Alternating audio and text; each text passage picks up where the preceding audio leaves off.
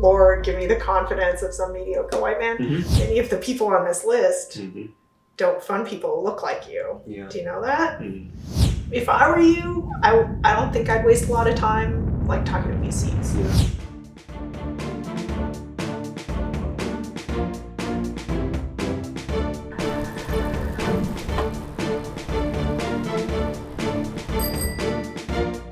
All right, welcome back to episode 5 of Fun BMC. Today we have Joyce Park with us. She's the CTO of 106 Miles, and she has really kind of crazy, amazing story about her childhood all the way up to present day with tech. And I've known Joyce for a long time. She's been in the tech industry for a very long time. So welcome to the show. Thanks. Let's talk about kind of, you went to University of Chicago. Did you study computer science? No, I studied history the whole way. Yeah. No way. Comparative history. So I'm a history major too. Oh, really? Yeah. Woo! Yes, like the 3 history majors Yeah. in the Valley. The woman we interviewed last week was also a history major at Yale. Wow. I was like, what are you doing in tech? So, that was what I studied in school. Yeah. But then one day when I was in maybe like my 7th year of graduate school, I saw the internet and I was like, fuck this graduate school. I'm going to go to like work on the internet. Yeah. So I did. You started 106. Yes. Let's talk about that. Like that's a big part of the community here in the Valley. I feel like it embodies a lot of the values that we held when we first came to the Valley, and it was very welcoming to newcomers. I'm not a technologist, but I was, I made my way through. Talk about 106 and like Adam and the Panda and all that. Okay. So what happened was 15 years ago, I was the tech lead. I was the front end lead at a company called Friendster. Never heard of them. Sorry. So for the younger Friendster audience, was like Friendster. Facebook before Yes. Facebook. And so I was the tech lead and, we built all this stuff and things were going okay. But I got famously fired by a CEO who had pretty recently come from Hollywood. And so I get fired and there's this big brouhaha, and the opportunities I was seeing were to become an entrepreneur. Like all the VCs wanted to meet me and, whatever. So I went to a lot of meetings, and what I realized is when you are a technologist in Silicon Valley and you don't know anything about, the business side, you just pray for people. I mean, they're looking for you, right? Like you're like the antelope and they're like the lion. Yeah. And I was like, I don't know. I mean, people would meet with me and I barely knew them and they would say, Joyce, I'm going to give you half of my company. I'm like, For what? I know. Yeah. This is my idea. Yeah. I'm going to do all the work. I'm going to hire. I'm going to do this, that, and the other thing. What are you doing? It's like, I'm going to raise money. Yes. So I was like, okay, maybe I need to learn how that works because, So I quickly realized the only people I felt that I could trust as a technologist were other people who had gone through the same experience. Yes. So like, you were a CTO and you met somebody and he helped you raise money and you start this company and blah, blah, blah, blah. So this was in 2005. So January of 2005 we started. So it's been 15 years already. And what we do is we help the technologist. So we help the entrepreneurial engineer. That's our job. And a lot of what we do is not what people think, because people think, we help them raise money, whatever. No. A lot of what we do is discourage them from whatever dumb idea they have. You want to raise money from, I'll give you an example. This person who came with a very good introduction asked me to introduce her to many VCs. I was like, many of the people on this list don't fund people who look like you. Yeah. Do you know that? Mm-hmm. And like, why am I supposed to be the one who has to say that? Yeah. Well, who else would say it? The VCs would never say that. They would just take the meeting and not fund you. Right. Okay. I mean, right. Yeah. So, I mean, a lot of the whole system here works on this passive-aggressive bullshit, right? Like, oh, that's a great idea. Keep in touch. Mm-hmm. You know what? No. By the time I prove myself out to whatever level you're asking me to do, Mm-hmm. like, I won't need you. Right. So why would Right. I keep in touch with you? Right. Jerk off. So anyway, we founded 106 Miles in January of 2015, no, 2005, Yeah. to help entrepreneurial engineers. And for a long time, we had meetings where we would try to keep out anybody who wasn't an engineer. Mm-hmm. We'd have the people, the speakers come and give a presentation. And then in 2009, I had a brain aneurysm. And so I had to have like a brain surgery where they took out this part of my skull and then they fixed it and then they put it back. And I just couldn't do that much like prep work anymore. Mm-hmm. And so we just threw it open to whoever wanted to come.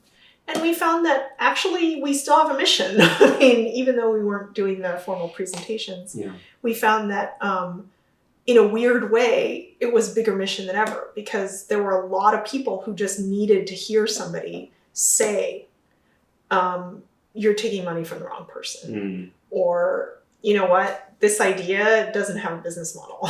You know, it's a great product, Right. but there's no business model attached and you're going to have a hard time.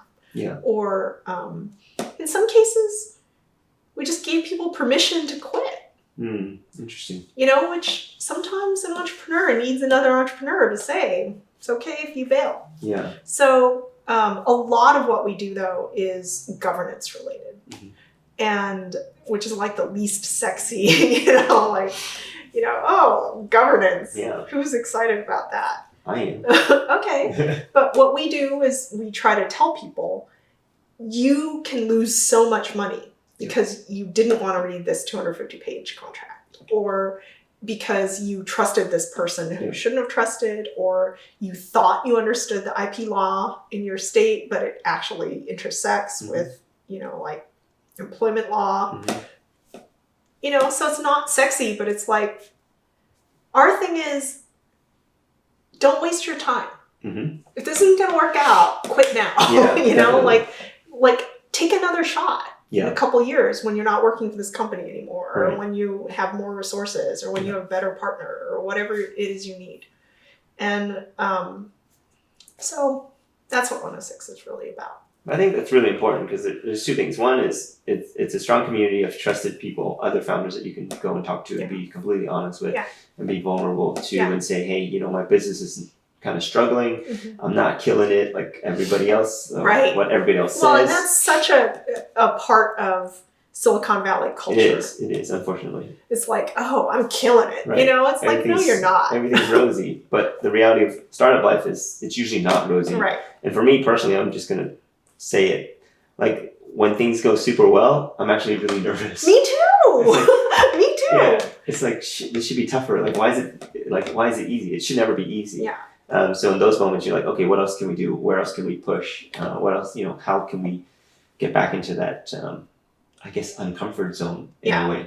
But I think the second thing you say is really important because as founders or as people who want to start companies, you think it's this like idea, some magic thing that's going to work. And the reality is there's never a pure idea that's just immediately obvious to everybody because if it is, somebody else would do it. Right. And so most of these ideas start out as really terrible ideas and you keep working on it, you keep iterating on it.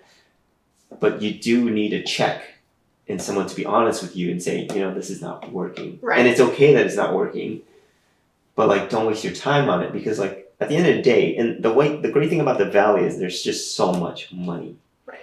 And there's money chasing bad ideas, there's money chasing good ideas, there's money being given to great founders, there's money being given to terrible founders. But money is actually not the commodity. Right. And at the end of the day, our only commodity is you with your brain surgery. Like our only commodity is time. right?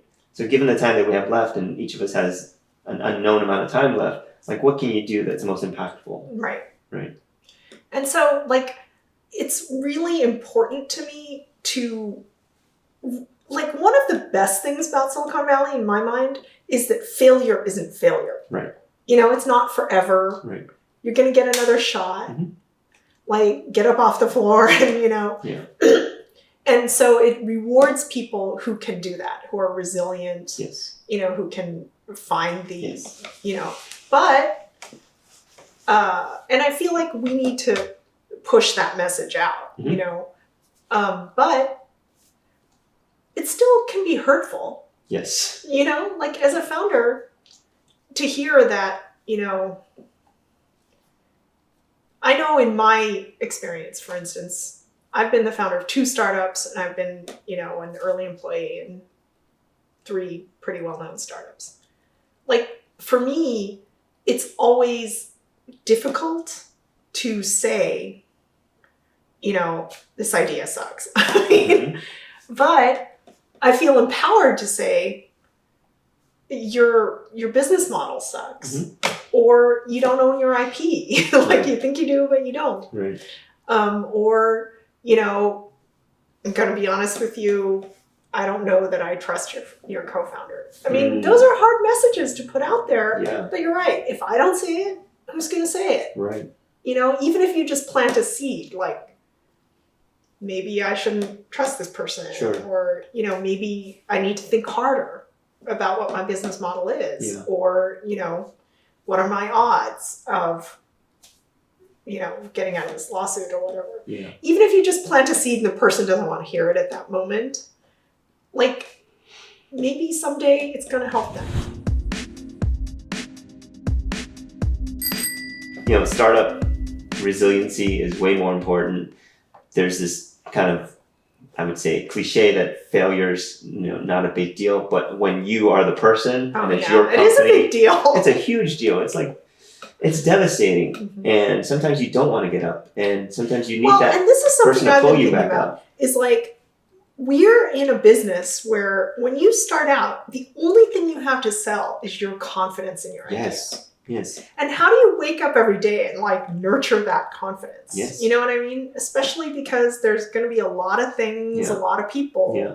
who are out there knocking your confidence down. And I think also as a woman, like, it's harder because, you know, there's that whole cliche, like, Lord, give me the confidence of some mediocre white man. Mm-hmm. But like, it's kind of a real thing. Yeah, Like, it's true.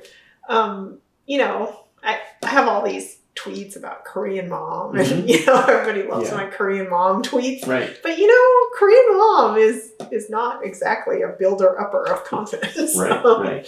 you know, I don't know about other Asian moms. I but think it's a pretty common Asian mom thing. Yeah. Or, you know, tiger moms these days, they call them. But it's sort of this idea of like a paper tiger, because they're, you know, let's say they take you down in the hopes that it builds you back up. right. But some kids don't respond well to that, and they get taken down, and then they lose their confidence. And the confidence is really important when you're starting That's out. what you're selling. That's Yeah. all you have. That's right. Is your confidence That's in your idea and your confidence in your judgment. Hmm. And like, if you lose your confidence in your judgment, that is the end. I mean, you need to just go get a job until Right. you're ready again. Just go call Google. Yeah, because you can always alter your idea, Yes. but you cannot alter your judgment. Right. And if somebody's saying to you, I had a situation pretty recently where a very trusted person said, your deck is ugly. Mhm. I mean, not in so many words, but she sent me a deck that she thought was Better. attractive. Yeah. And I looked at it and I was like, but they have like, you know, they center justified. And it's in PowerPoint. How dare you? You know what Yeah, I'm yeah. talking about. Yeah, I'm very It's like, familiar. They center justified. Like, this is so ugly. And just the fact that I couldn't even see what she was trying to say to me Hmm. really did a number on my confidence about my judgment. Interesting.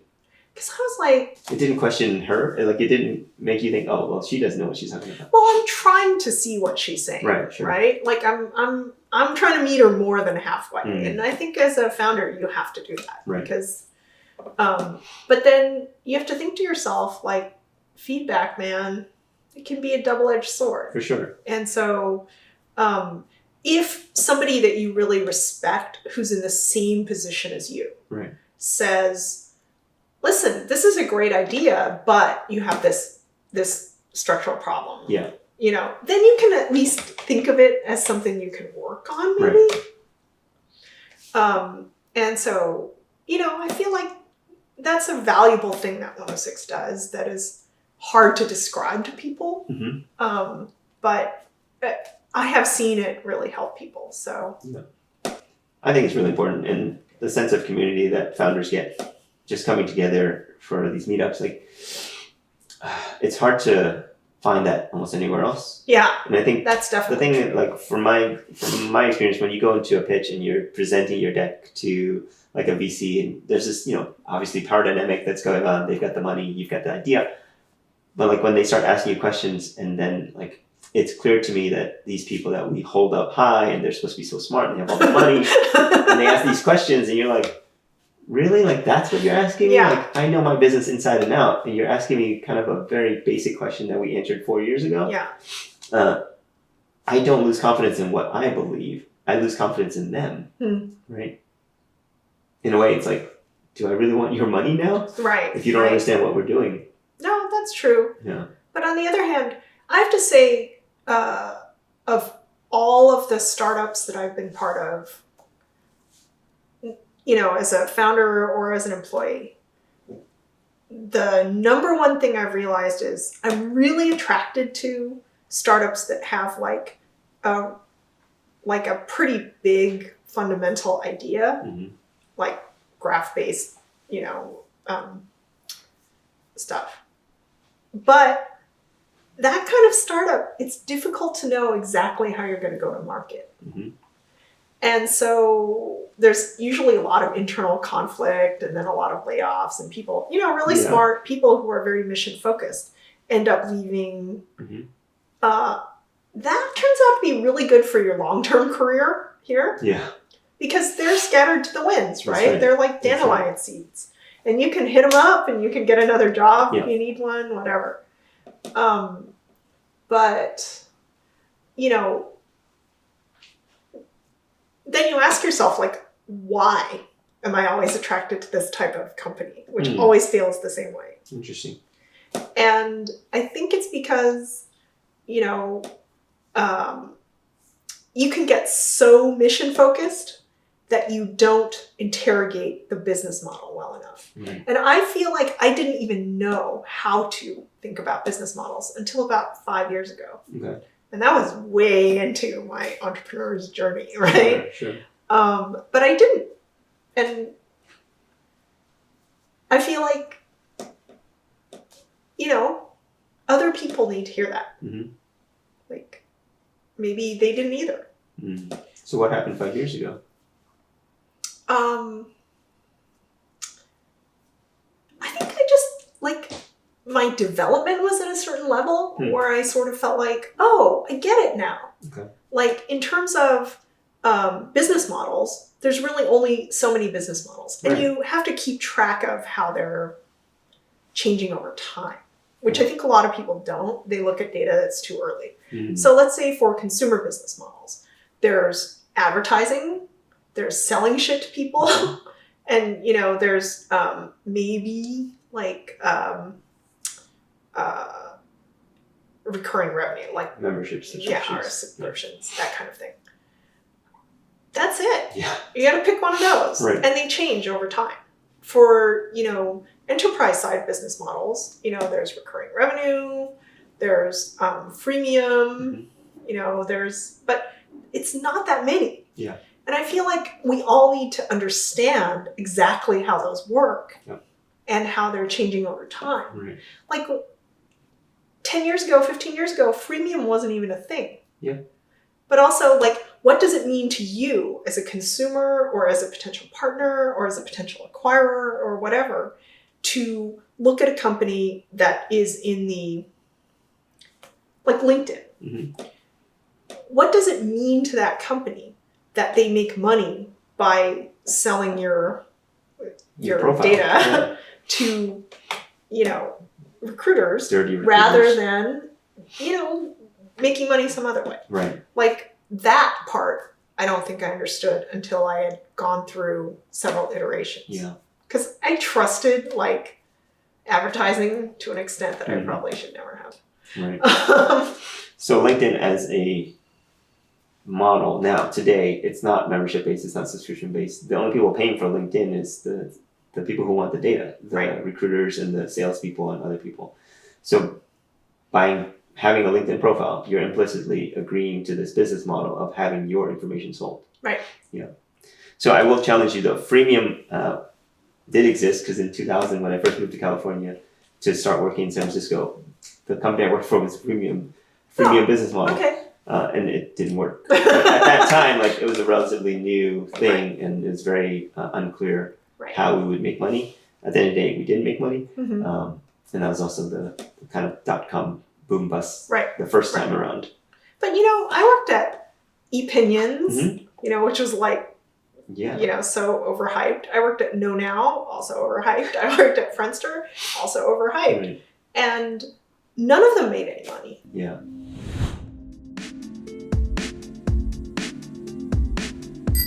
How do we tell this next generation of founders that this is a real opportunity? Because the narrative today is like, oh, if you're not building $1 billion company, you're kind of wasting your time.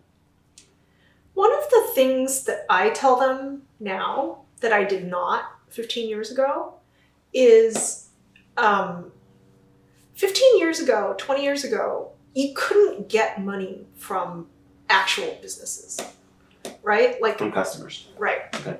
Like your choices were VC and VC because that was it. Well, good VC or bad VC. Right. Yeah.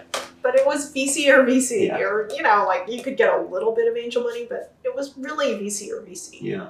Nowadays, like I was in New York talking to some female founders, many of whom are in the fashion space, and I was like, if I were you, I don't think I'd waste a lot of time like talking to VCs. Yeah. I think I would go to businesses in your realm and see if they have money. Like, this domain and they can like evaluate you in a way that other people can't. And so it'll help you to get money from industry. Like that wasn't available, especially for women, because women's startup ideas are often coming from women's experiences, which, often are not. I mean, I don't know how many VCs I've seen who are like, oh, I'm going to ask my wife if she likes this idea. It's like, you know what? Like, shouldn't you be in the business of? Right. And I also know VCs who are like, the biggest problem in VC is that at a certain point, you lose you're not in touch with normal life anymore. Yes. And then you can't really like become a good investor for normal people because you're not a normal person. And then you like fun Peloton. Sorry. It's okay. I'm familiar with. I know a couple of the people who funded Peloton, and I think they did okay. But I think your point is valid in that one of the best examples of this. I'll ask my wife was Pinterest because I remember when Ben went out to fundraise. I think he spent like a year, and he couldn't get anybody to bite. And shout out to Sarah. She was the first person to invest in Pinterest because she understood it. Like emotionally, she knew that they were onto something. This was a new community. This was a new way to share information, I guess, but really a view into your personality because of your Pinterest page. And I used it way back when it was just mostly women, unfortunately. But it couldn't get funding. Isn't it still mostly women? I think they're making inroads into like making it more kind of balanced. But yeah, it's still majority female customer. But that's a huge business that would never get funded. Like, well, we didn't think of. I mean, if you look at the whole history of Silicon Valley, until maybe 10 years ago, it was nerdy white dudes selling like tech shit to other nerdy white dudes, right? It's like, oh, can I interest you in this chip? Or, can I interest you in this router? Yeah. And so that's what our whole business was built around. Mm-hmm. And when you meet, a VC who did really well in that system, like John Doerr, Mm-hmm. He worked at a chip maker. Yeah. That was his expertise. Yeah. And he got into consumer stuff through that. Mm-hmm. But, it was a little bit unusual at that time. Sure. Now you have people who I just came from, McKinsey. And they're going to tell you about the tech business? Mm-hmm. It's like, I don't think so. Yeah. Like the guy who fired me at Friendster, Scott Sasa. He used to run NBC television, mm-hmm. right? So he's like, oh, I know the consumer. Right. It's like, well, do you even use the internet, dude? Yeah, they knew the Hollywood consumer. Right. Right. And also, for instance, he had this whole idea that, I guess in television, if the TV goes down for 15 seconds, you just fire everybody involved. And we were like, that's kind of not how the internet works. And it goes because down well, and any given connection, there could be a lot of reasons. Yeah. He didn't want to hear that, so. So it's interesting. I definitely want to talk about kind of like, there's a lot of stuff that happened in the past, let's say 20 years or even 40 years if you want to go back to like John Doerr and the original, the firm of the Valley at the time was Kleiner Perkins. And I think there's definitely been a shift, like a generational shift. There's definitely a lot more female VCs, which is great. Not really. Not I enough?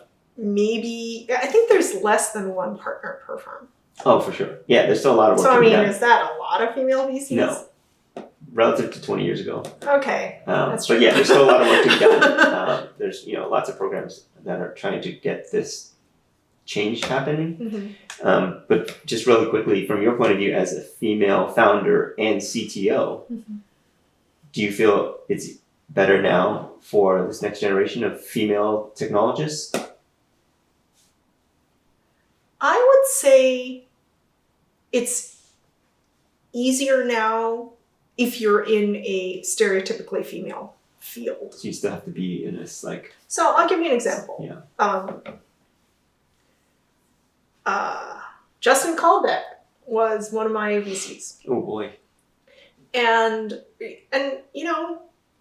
for a long time, I thought he was really good VC for women. Because he really helped his female founders. And I'll tell you why. So he asked me one day whether I wanted to meet this other female founder and, we could maybe pair up. And I said, it's fashion. Do I look like I know about fashion? No thanks. But I introduced him to a guy who was looking for a job at the CTO level, who became the technical co-founder of the company, which is Stitch Fix. Wow. So he helped her a lot. I hope you got equity. No, I didn't get shit. I don't even think he paid for my drink. Oh, man. I've given people CTOs and VPs of Eng and for a $6 beer. Wow. Because I work for the engineer. Yeah. I don't see myself as working for the VC. Right. I don't work for, Right. I work for the engineer. Yeah. I do what's right for the engineer. Yeah. So anyway, and obviously she's done fantastically well. Mm-hmm. And, she's made the most of a lot of opportunities and, props to her. But what I don't see yet is that type of women's success. Mm. Is it trickling down or sideways to women who want to do something that's more technical? Yeah. A lot of it is women understand women. Right. You're a mom, you understand Right. moms. Right. That's cool, but I'm not a mom. Right. I don't think I'm the most shopping oriented, beauty, no. Right. I don't even know how to pronounce, is it Glossier or Glossier, or I don't even know. I don't. You know what I mean? Yeah. But for people like me who want to do something that is consumer facing but extremely technical, Mm-hmm. I don't think it helps at all. Yeah, you're probably right. I think. Because the women don't help you that much. Mhm. The female VCs that I've met, like some of them are really helpful, but a lot of them are not that helpful. That's interesting. I think that could be like a whole nother episode. I know. But I think you're right in that we can probably sit down and name like the 5 or 10 kind of famous female founders. Yeah. And I would say the majority of them is in that kind of Yeah. women's consumer category. I can think of one founder who worked in like robotics, hard tech. I can think of one who was a technical founder of Kafka. Mhm. But one thing I learned that surprised me, but I'll just put it out there, is the value that a VC gets for a female CTO is almost nil. You have to be a female CEO, Interesting. right? Interesting. And somebody told me this and I was like, what? Like, Wow. I've just wasted like the last 10 years of my life. Yeah. But that is what they told me, is like, you're not visible enough. Yep. And you're only visible to a certain number of people, Yep. most of whom don't like you anyway, whatever. And so I was like, wow, who thought of that? I'm not surprised at that because I've heard the same for Asian male CTO versus like an Asian male CEO. Right. Which They don't even look you in the eye No, if you're an it's probably- Asian male CTO, right? It's Yeah, like, I can walk into check, a pitch and they assume I'm the CTO, so they're like, "Where's the other guy?" And I was like, right. "I'm the guy. There's no other guy." Right. But this meeting's already over. Right. Right. Yeah. No, but so that really surprised me, Mhm. and it's almost like as a woman or as a person of color, it's all or nothing. Yeah. Like You gotta you're go for you need to go for it Yeah. because you're not gonna, you know how in boxing, like you can win by knockout or you Mhm. can win by points. Mm-hmm. You're not gonna win on points. You're never gonna win in points. Like Yeah. me, you, Yeah. no points. I'm a knockout guy. Like, Yeah. for So sure. you gotta like put him on the ground Yeah. or you're out. That's right. So he's going to put you on the ground. That's So, which I think is very inimical to a lot of how women are socialized, Mhm. right? Like, I didn't want to believe this. Mm. I mean, I was like, really? I thought I could just be good at school Yeah. and, you know, like work Check the hard boxes. and like maybe get an MBA. Mhm. Like, that's not how it works for us. Don't get an MBA. I'm not going to get an Yeah. MBA because I already did too much school. Right. But, you know, that's not how it works for us. Yeah. We got to go for the knockout. Right. Right. I think that's a super like strong way to end this conversation. That's one of the best things I've heard actually is go for the knockout.